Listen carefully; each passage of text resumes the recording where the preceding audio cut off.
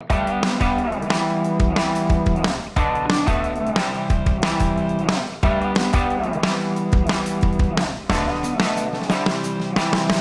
ya vamos a la palabra del Señor con este tema, la corona de espinas y la revelación de la crucifixión de Cristo por medio de la palabra del Señor con ayuda del Espíritu Santo y la importancia que es para nuestra salvación, para nuestra alma, comprender lo que sucedió en la cruz del Calvario, no por obras artísticas que hayamos visto, sino por la palabra misma de Dios.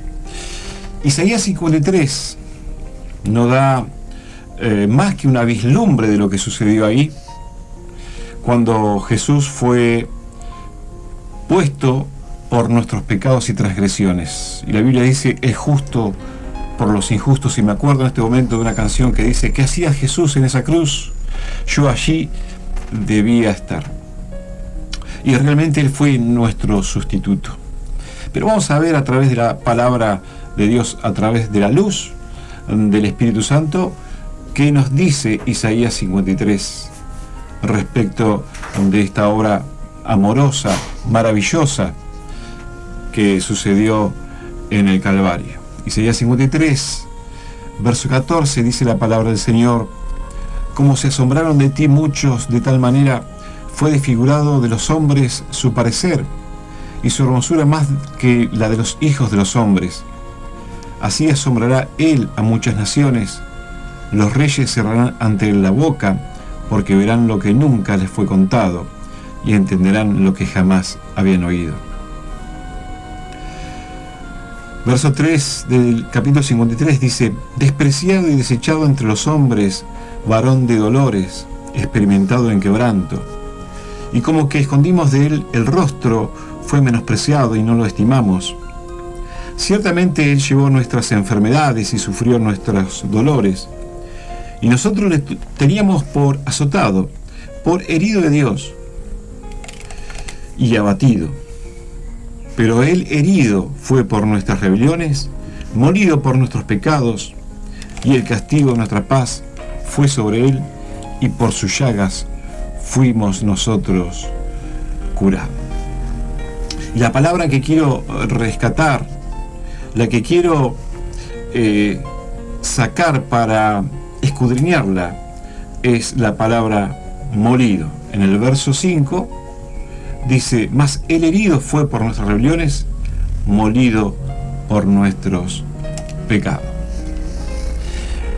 Mi querido oyente, mi querido amigo y amiga, muchas veces no podemos comprender lo que realmente sucedió en la cruz, en la vida de Jesús. ¿Sabe por qué?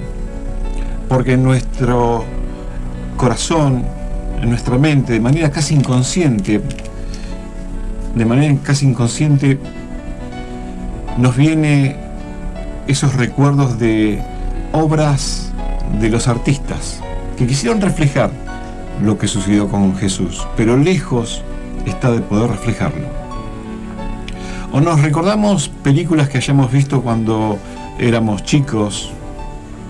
Muchas películas, puedo nombrar alguna, pero son varias. Y algunas hasta nos emocionaron, y algunas hasta nos conmovieron hasta lágrimas. Pero ninguna de estas obras artísticas, ni todas ellas juntas, pueden traer la revelación exacta como la palabra del Señor lo hace a través del Espíritu Santo. La palabra del Señor dice, no te hagas imagen de lo que hay arriba en los cielos, ni en la tierra, ni debajo de la tierra. Eso lo dice para no idolatrar. Pero a veces nosotros, aún no siendo idólatras, estas imágenes se levantan como fortalezas en nuestra mente y leemos la palabra de Dios con preceptos e ideas preconcebidas.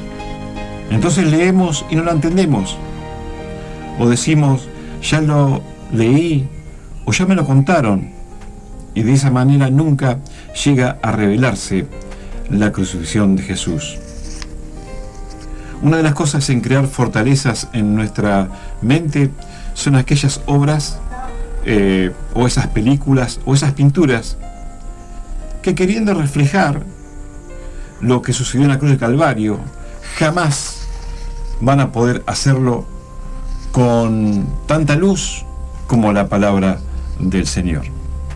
Y lo que padeció la noche anterior nuestro Señor Jesucristo, los azotes, los golpes, escupitajos y patadas, los golpes de aquellos bárbaros soldados que estaban preparados para la guerra, cuando le arrancaba la barba, cuando le golpeaban el rostro y lo dejaban desfigurado y estaba ensangrentado, no con algunas gotas de sangre, sino que estaba molido por la brutal paliza que le habían propinado estos hombres, estos soldados preparados para la guerra. Su rostro estaba tan bañado en sangre que brillaba debajo del sol del mediodía, antes que el sol se oscureciera. La Biblia habla que Él fue molido por nuestros pecados. La palabra molido es la que nos da la clave para entender precisamente lo que sucedió con el Señor Jesús. En el original hebreo, en el idioma en que se escribió Isaías 53, esa palabra arroja mucha más sobre lo que le iba a suceder al Mesías. La palabra clave, la palabra en hebreo es daka. Es un derivado de dak, que quiere decir triturado, herido, abatido, oprimido con violencia, lastimado, desmenuzado, lesionado, humillado, quebrado, roto, encogido, contrito y molido. La palabra es daka y tiene todos estos significados y nos da más detalle acerca de lo que sucedió con Jesús. Si es así, quiere decir que Él era una masa sanguinolienta y deforme en la cruz, y su rostro fue desfigurado a tal punto que había perdido toda apariencia humana. Isaías 53, verso 14. Así como muchos se asombran de Él al ver su rostro tan desfigurado que había perdido toda apariencia humana. Pero todo esto sin acordarnos que Él fue coronado, pero no con una corona de reyes, sino con una corona de espinas. En el libro de San Marcos, capítulo 15, verso 15, dice la palabra: y Pilato, queriendo satisfacer al pueblo, le soltó a Barrabás y entregó a Jesús. Después de azotarle para que fuese crucificado, entonces los soldados le llevaron dentro del atrio, esto es el pretorio, y convocaron a toda la compañía y le vistieron de púrpura y poniéndole una corona tejida de espinas. Comenzaron luego a saludarle: ¡Salve, rey de los judíos! Y le golpeaban la cabeza con una caña y le escupían, y puestos de rodillas le hacían reverencias. Después de haberle escarnecido, lo desnudaron, le pusieron la púrpura y le pusieron sus propios vestidos y lo sacaron para crucificarle. ¿Cómo eran las coronas de espinas? ¿Cómo eran las espinas en Israel en aquellos días? ¿O con qué coronaron a Jesús? No lo sabemos. Seguramente hay muchas clases de espinas, pero lo que sí sabemos es que al menos las púas de esas espinas tendrían de 2 a 3 centímetros, las más pequeñas, y las púas más largas podrían medir cerca de 10 centímetros aproximadamente. Pero las púas más pequeñas eran suficientes para dañar el cuero cabelludo del Señor, romper los vasos sanguíneos y producir sangrado abundante, por lo cual podemos deducir que el dolor en toda la zona craneal habría sido terriblemente espantosa. Y como esto fuera poco para que esas púas se fueran introduciendo más y más en la piel y en la carne, los soldados la ajustaban a golpes de vara. Por eso Mateo capítulo 27, verso 30, dice, y escupiéndole, tomaban la caña y golpeaban en la cabeza de Jesús. ¿Sabes qué significa la corona de espinas, mi querido amigo? Las maldiciones del pecado. Génesis capítulo 3, verso 18. Dice la Biblia, espinos y cardos te producirá y comerás plantas del campo.